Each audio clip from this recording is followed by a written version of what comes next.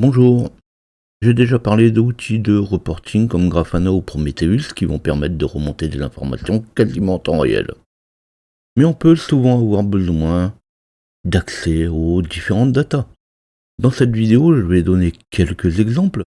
Vous allez voir qu'on peut avoir besoin de dashboard en toutes circonstances. Ici, je présente un outil gratuit, et pour un outil gratuit, on peut quand même faire de choses vraiment très intéressantes. Je parle de Looker Studio, anciennement Data Studio.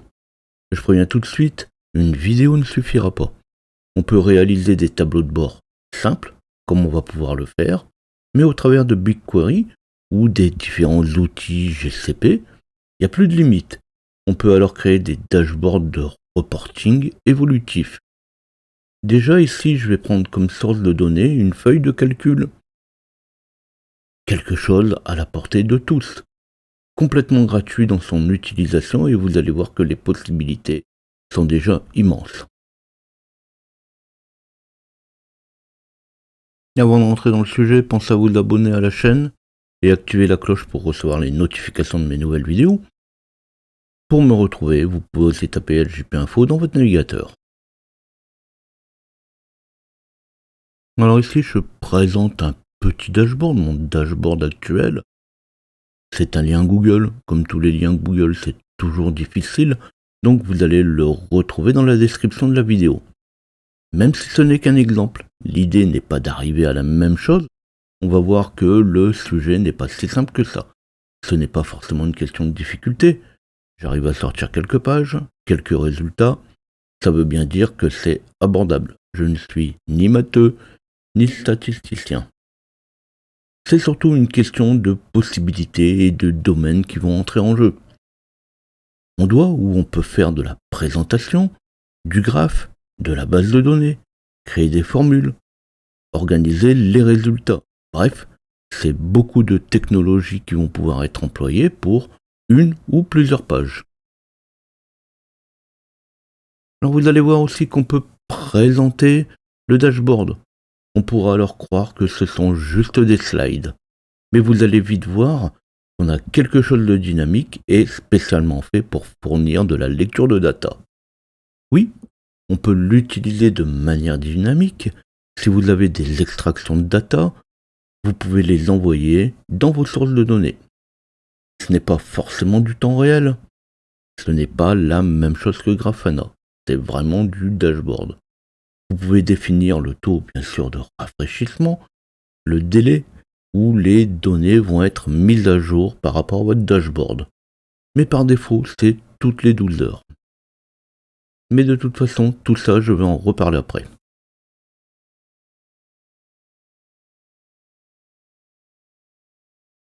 Avant de commencer, il va nous falloir des données. Bien sûr, si on veut afficher un dashboard avec des données, il en faut. Si vous n'en avez pas de disponible sous la main, je vous partage ma page, un Google Sheet, dont le lien est dans la description. Encore une fois, c'est un lien Google, toujours compliqué. Alors ici, c'est un tableau, mais vous pourriez très bien utiliser du BigQuery, avec du data transfer depuis un bucket. Et là, autant dire que les données peuvent être dynamiques. Alors c'est pas le sujet. Google met déjà bien assez d'outils à disposition gratuitement.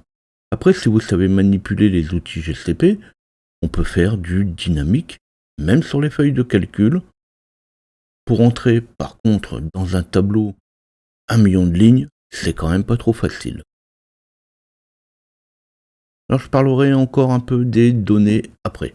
Ici, j'utilise un Google Sheet avec 3 pages, une avec mes playlists, une avec mes données.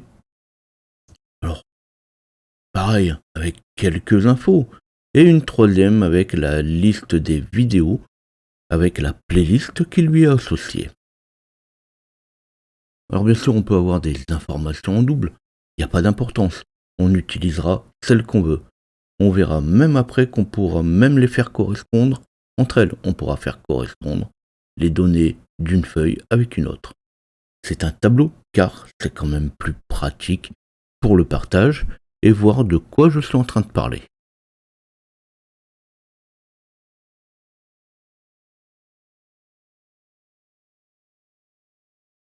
Puis on va se rendre sur Looker Studio. Alors Looker Studio, c'est dans lookerstudio.google.com. Bon, il suffit aussi de taper dans la barre de recherche de Google pour le retrouver rapidement. Alors il faut quand même un compte et être connecté. En fait, quand vous allez créer le document, parce que c'est rien d'autre qu'un document, il va se mettre dans votre Drive et va se présenter comme tous les autres documents habituels de Google. Alors bien sûr, on va avoir la possibilité de créer un nouveau dashboard avec le plus ou créer un dashboard depuis un modèle. Alors même si on va partir d'un dashboard vierge, je vous invite quand même à aller voir les modèles qui sont proposés. Quand on n'est pas spécialement créatif, ça donne des idées et surtout vous allez voir que c'est très très puissant. Et sous le bandeau de création, eh bien on va retrouver vos dashboards. Comme j'ai déjà montré ce que ça va donner, on va tout de suite passer au vif du sujet. Alors je vais cliquer sur plus pour créer un nouveau tableau de bord. Alors comme c'est un tableau de bord vide qui va être généré, ça va aller très vite. Et je vais ajouter tout de suite des données dedans. De toute façon, il va vous le proposer. L'ajout de données, on y reviendra après. Je vais ajouter mon Google Sheet Google. Comme on parle de table, on ne peut pas ajouter toutes les feuilles. On ne peut ajouter qu'une seule feuille à la fois. Alors on pourrait très bien ne pas ajouter de données, mais ça devient très vite compliqué de faire des modifications. Alors j'ajoute juste le minimum. Alors je vais même pas créer un affichage de données. De toute façon, je vais y revenir après. Alors je n'explique pas plus, je prends le premier truc qui traîne pour pouvoir avancer. Mais tant qu'à faire, dans mon Google Sheet. Sinon, je devrais quand même aller le chercher après. Alors par défaut, les données dont vous disposez vont être proposées. Je rentre pas dans les détails, sans avoir trop à chercher, vous allez vite vous retrouver vos données. Quand on aura sélectionné la feuille voulue, on pourra aussi lui indiquer si la première ligne de ma feuille, correspond aux en-têtes. Alors c'est quand même plus pratique d'avoir une ligne avec le titre des colonnes, sinon c'est quand même moins facile à lire. Quand on a choisi la source, quand on a choisi la feuille, l'onglet va se fermer tout seul. Alors malgré tout, il arrive que parfois, suivant les manips qu'on fait, un tableau de données va se placer dans la page. Alors au besoin, on va le supprimer et on va y revenir après. Maintenant, si vous fermez par erreur l'onglet d'ajout de données, je conseillerais quand même de passer par le bouton Ajouter des données. En haut, on arrive à s'en sortir, bien sûr sans données, mais c'est quand même pas fait pour. Et avant tout, je vais nommer mon document. Bon là j'en ai qu'un, mais quand on en a un petit peu dans tous les sens, créé par vous ou partagé, il faut quand même s'y retrouver. Et si je le ferme, je pourrai alors le sélectionner pour y revenir.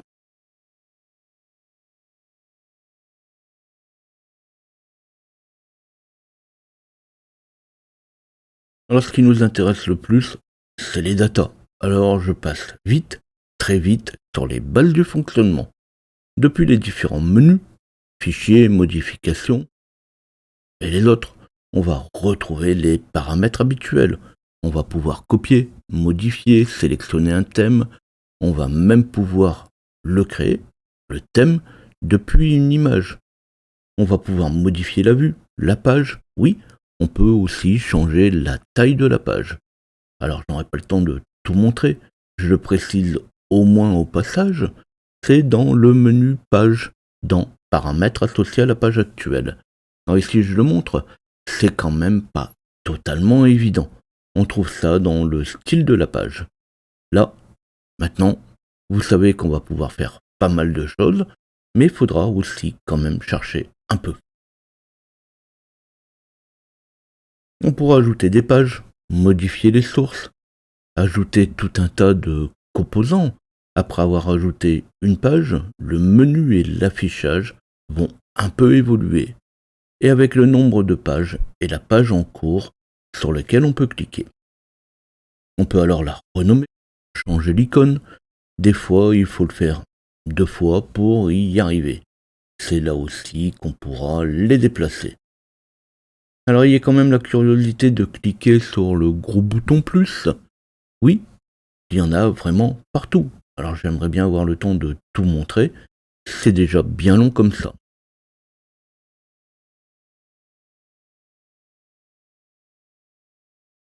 Alors justement, je vais me faire une petite mise en page en commençant par ajouter une image. Pour les images, je ne les fournis pas. Une copie d'écran ne marche pas, mais vous aurez bien quelques images à droite et à gauche. On peut l'agrandir en conservant ou pas les proportions. Alors en plus de l'image, tout un tas d'objets peuvent être ajoutés, comme par exemple du texte. LJP Info. Là, je ne fais pas tout comme dans ma présentation de base, mais on peut y ajouter des images miniatures, comme un logo. Pour chaque élément, chaque image, chaque ligne, chaque forme, on pourra changer les propriétés, les couleurs, la position. Ça sera pareil pour les graphes et les objets de données. Vu tout ce qui tourne autour, eh bien, l'idée, le mieux, c'est quand même de s'y mettre. Et puis aussi, on peut convertir, comme je l'ai dit tout à l'heure, une image en thème. On la sélectionne, on fait un clic droit, puis on lui dit d'extraire un thème. En fait, il va extraire la palette de couleurs pour l'appliquer. Si vous prenez une image avec beaucoup de contraste, la palette l'est tout autant. Alors c'est pratique, rapide et directement personnalisé. Mais il faut bien prendre, par exemple, un bandeau. Sinon, ça risque de ne pas faire très beau. Il est alors préférable de commencer par là. Comme ça, vous pourrez tout de suite appliquer ça au texte. Alors bien sûr, tout ça, c'est des éléments de base. On peut rajouter des liens hypertextes. Dans mon dashboard, alors pas celui-ci, j'y ai mis quelques liens. Cliquez alors un peu partout, vous verrez ce que ça donne.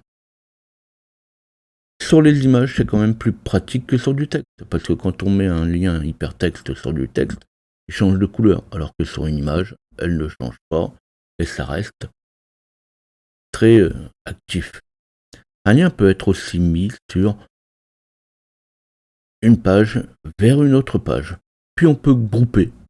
Alors on peut faire des groupements avec du texte, le fond, le logo. Et tout ça, comme ça permet de copier qu'un seul bloc de données qu'on pourra recopier sur les pages suivantes. Alors toute cette partie-là, je vais vous la laisser à votre imagination. C'est un peu pour ça que je disais de vous inspirer aux besoins des thèmes qui sont déjà tout faits. Ça reste quand même un dashboard. On ne fait pas non plus un concours de beauté, et c'est de l'utilisation comme on ferait dans les slides. On utilise les flèches de direction pour déplacer et la touche majuscule, si on garde la touche majuscule appuyée, eh bien on pourra déplacer plus doucement les différents éléments. Et, j'en ai pas parlé, il y a aussi une grille qui permet d'aligner les éléments, avec une grille qu'on va retrouver dans le menu vue.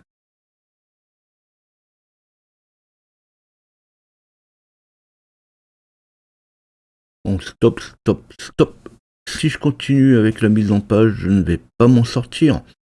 Vous pouvez vous inspirer de mon dashboard, il suffit d'en faire une copie qui va arriver dans votre dossier. Là, vous pourrez modifier et voir comment je m'y suis pris. Alors, je passe aux données. Dans Ajouter un graphique, dans le menu Ajouter un graphique, je vais commencer par ajouter un tableau de données.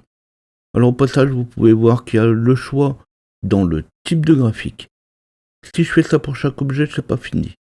Alors, cliquez, testez, c'est quand même une bonne solution. C'est ma première page, donc je vais juste y mettre des chiffres. Combien de vidéos en tout? Là, c'est simple. Dans les données, on va sélectionner Record Count. Si ce n'est pas fait, le nombre d'enregistrements dans la table. On peut aussi se charger de la mise en page du graphe. Même si c'est un chiffre, c'est quand même un graphe. Mais j'arrête à ça. Là pour l'instant on n'a qu'une seule table de données, elle est mise par défaut, et comme valeur, comme mesure, comme métrique, le nombre d'enregistrements est mis par défaut. Si Record Count ne vous convient pas, on pourra cliquer sur le côté où c'est marqué Hot pour automatique, car c'est un champ automatique et on peut lui changer le nom par vidéo totale. Et c'est pareil pour tous les champs ou total vidéo. On va encore passer ici. Après, on peut aussi formater le nombre.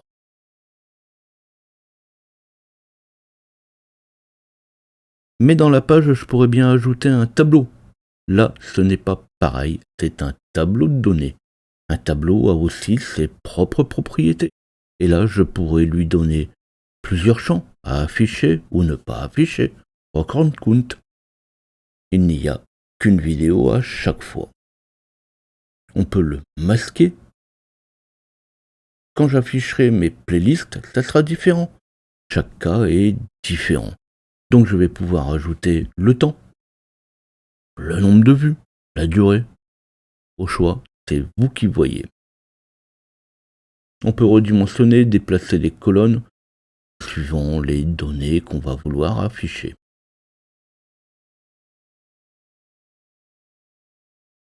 Alors ici, comme par exemple, le temps, la durée n'est pas terrible comme ça. On peut le modifier, comme on a modifié le nom en durée. On clique sur 1, 2, 3, parce que c'est une donnée numérique, et on peut modifier en durée pour le nom, mais aussi pour le type de valeur. Alors ici, le temps que j'ai stocké, le temps que j'ai mis dans mon sheet, il est mis en heures, alors que la durée, elle est prise en secondes. Alors on va pas voir comment le faire aujourd'hui. Je dis aussi, depuis le début, il y a tellement de choses à voir qu'il faut faire des choix. Et là, pour transformer des heures en secondes, il faut déjà taper dans les fonctions. Du coup, c'est pas pour maintenant.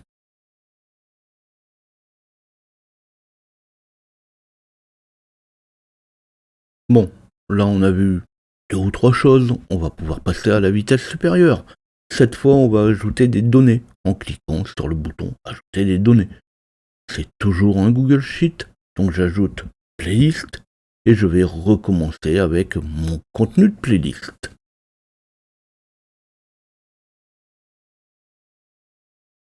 Alors on va pouvoir récupérer et ajouter des données de plein de sources, les croiser, les mélanger. Si vous avez encore la curiosité, vous pourrez aller voir dans le menu ressources, gérer les nouvelles ressources. Vous pourrez supprimer les datas non utilisées, les rendre réutilisables ou non réutilisables, voir combien de graphes sont concernés ou encore les dupliquer. Alors ouais, pareil, je passe à la suite. Maintenant, dans Données, j'ai 3 tables. Si j'ajoute un graphique tableau, il faudra veiller à prendre les datas qu'on veut. Et je vais prendre Contenu playlist, le titre et le nom. Alors pour ceux qui ont déjà des connaissances en gestion de base de données, en cliquant sur Combiner les données, on va pouvoir lier et créer des jointures entre les tables. On va alors pouvoir par exemple lier la playlist avec le nom des vidéos et leur description par exemple. Je vais pas aller jusque là pour l'instant et ça sera déjà pas mal. On va ajouter 2 champs à mon tableau. Le titre de la playlist et le nom de la vidéo. Alors on pourra supprimer la dimension ou le métrique. On va voir les métriques après. Vu qu'on vient de les supprimer 2 fois, on pourra se poser la question sur leur emploi. Et justement, à chaque valeur et chaque champ sa place. Je ne reviens pas sur les colonnes, l'ordre des champs, leur nom, les paramètres et la durée. Eh bien, c'est pareil, c'est pas top, pas grave, on le met de côté pour l'instant, et quand vous saurez le faire, hip hop, 2 temps, et on n'en parlera plus. Sinon, pour l'instant, personne ne va le voir. En même temps, un dashboard, c'est quand même fait pour évoluer.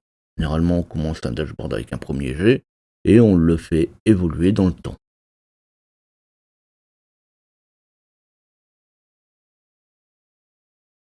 Cette fois, dans ma deuxième page, j'ai un tableau avec deux champs. Si vous ne voulez pas afficher l'entête du tableau ou le numéro de ligne, c'est dans le style de l'objet. Pour les petits trucs sympas d'utilisation, pour trier, exporter, vous pouvez voir l'aide de mon dashboard. Alors cette fois, je vais ajouter une liste déroulante dans les commandes. Je vais même en rajouter deux, une pour les playlists et une pour le nom.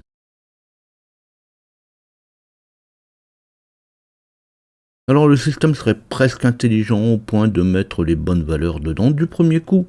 En champ de contrôle, on trouve titre PL et nom pour celle du nom. Alors si ce n'est pas non plus ce que vous attendez, il suffit de sélectionner le champ voulu. On peut alors modifier ou supprimer le métrique. Pour les titres des PL, on va le laisser.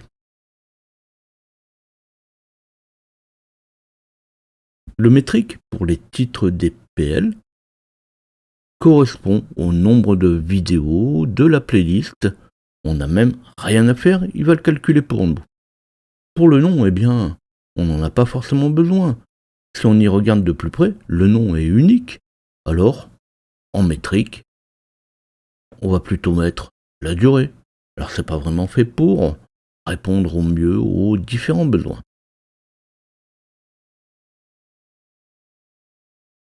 Alors si vous n'arrivez pas à modifier la sélection dans titre, vous pouvez aussi passer en mode affichage.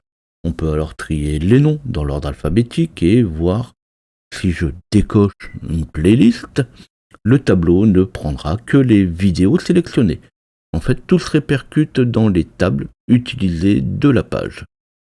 Comme la seconde liste déroulante utilise la même table, on peut y retrouver en choix que les vidéos correspondantes. Alors pour le nom, on va faire mieux. On va lui donner la possibilité de faire des recherches. Dans commande, on va changer le type de commande et on va alors choisir filtre avancé. Dans le style, on peut le mettre en menu déroulant, en taille fixe. On peut mettre la valeur par défaut. Et là, on va pouvoir faire des recherches sur le nom complet, sur une valeur contenue, au début du titre ou à la fin. On peut même y mettre des recherches par regex. Donc les regex, ce sont les expressions régulières. Alors pour le cas, pas sûr que ça soit approprié. Mais bon, c'est pas fait non plus pour faire des recherches de texte. Si je cherche LDAP, là je l'ai mis en majuscule, car je sais ce que je recherche. Car vous allez vite voir, il faut respecter la casse.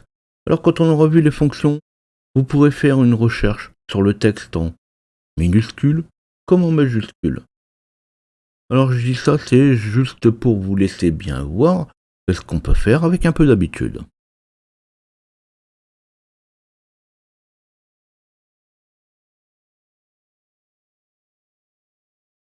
Alors je vous laisse suivre un peu les dernières modifications que je vais apporter à mon dashboard. Je pense que vous allez voir très vite quelles applications vous pouvez en tirer. Certes, on n'est pas dans du suivi de statistiques, ni même du reporting, mais on peut très bien imaginer une utilisation en guise de suivi de rapports destinés aux utilisateurs, aux clients. À ce stade de la présentation, je n'ai fait que prendre des valeurs et les afficher. Je n'ai pris que 4 types d'objets, mais on peut y mettre bien d'autres. Si vous prenez le dashboard que j'ai montré au tout début, mon dashboard de présentation, vous allez pouvoir y trouver des moyennes, des sommes totales, maximales, des pourcentages. C'est ce que je vais appeler des fonctions un peu plus avancées. Je le montre dans mon tableau de bord. C'est donc possible et accessible. Mais ça sera pour une prochaine vidéo. Dans les données qu'on utilise ici, il n'y a rien de dynamique. j'ai un Google Sheet qui contient des informations et ces informations sont reprises sous forme de table pour être exploitées. Alors c'est exploité plus ou moins bien. Il y a justement encore une chose dont je n'ai pas parlé ou je n'ai parlé que rapidement au tout début. Par défaut, les données sont actualisées toutes les 12 heures. Donc si ce Google Sheet, vous le mettez régulièrement à jour, eh bien, il pourra être actualisé 2 fois par jour.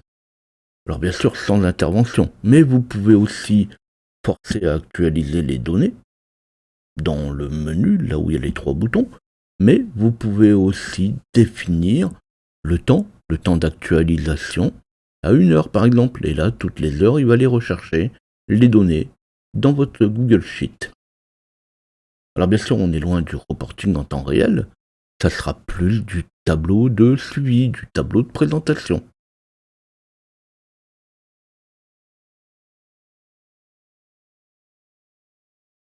Pour une présentation de Looker Studio, certains le connaissent sous le nom de Data Studio. Le sujet est bien compliqué quand même. Comme vous l'avez vu, il y a beaucoup de choses à savoir pour commencer. Alors il y a bien 3 sujets en un. Le premier est la présentation. Je n'ai pas passé beaucoup de temps dessus. On peut jouer avec les polices, les épaisseurs, leur taille, les couleurs. Ça va être pareil avec tous les objets, les images, les lignes, les formes, les graphes. On peut leur appliquer de la transparence, des ombres, des coins arrondis. Bien sûr, j'en passe pour tout. Et je dirais que présenter de manière agréable, c'est tout un art. Le second sujet est la partie traitement des informations. Là aussi, comment on va les présenter, quelles données mettre en avant, comment le mettre au premier plan. Alors oui, il existe aussi des mises en forme conditionnelles, en dessus, en dessous, où à une certaine valeur on applique telle ou telle couleur ou telle mise en forme. La troisième partie est le traitement des données. J'en ai juste touché un mot il y a quelques instants, mais le sujet est quand même le plus vaste des 3. Sur les données, on va pouvoir appliquer des filtres. Ça, c'est pour la partie la plus simple. Puis on va pouvoir manipuler les données entre elles avec les différentes jointures. Pour une personne qui manipule les bases de données, c'est encore assez simple. Mais Looker Studio propose aussi la possibilité de créer des champs calculés. Là, ça devient l'usine à gaz. On va pouvoir alors appliquer tout type de calcul ou de fonction sur différents champs.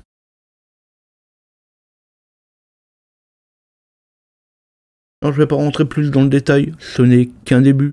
Ce n'était qu'une présentation du sujet. Au moins une vidéo va suivre pour rentrer un peu plus dans ces fonctions avancées. Mais surtout, plus je l'utilise, plus il me semble ne pas en voir les limites. Alors en tout cas, j'espère que le sujet vous a plu. Si c'est le cas, pensez à liker. Comme je viens de le dire, le sujet est sans limite et je ne rentre pas dans l'origine des données. Alors je vois pas bien dans quelle mesure l'intérêt est de poursuivre la présentation sur 1, 2 ou 10 vidéos supplémentaires. Alors oui, 10 vidéos, il y a de quoi les remplir. La partie commentaire sous la vidéo est faite pour. Laissez-moi votre avis, laissez-moi vos questions. Looker Studio est gratuit. Si vous aussi vous connaissez des produits de ce genre, quand je dis des produits de ce genre, en fait je parle de produits qui valent le coup d'être connus et présentés, eh bien tout simplement faites-le savoir. À bientôt.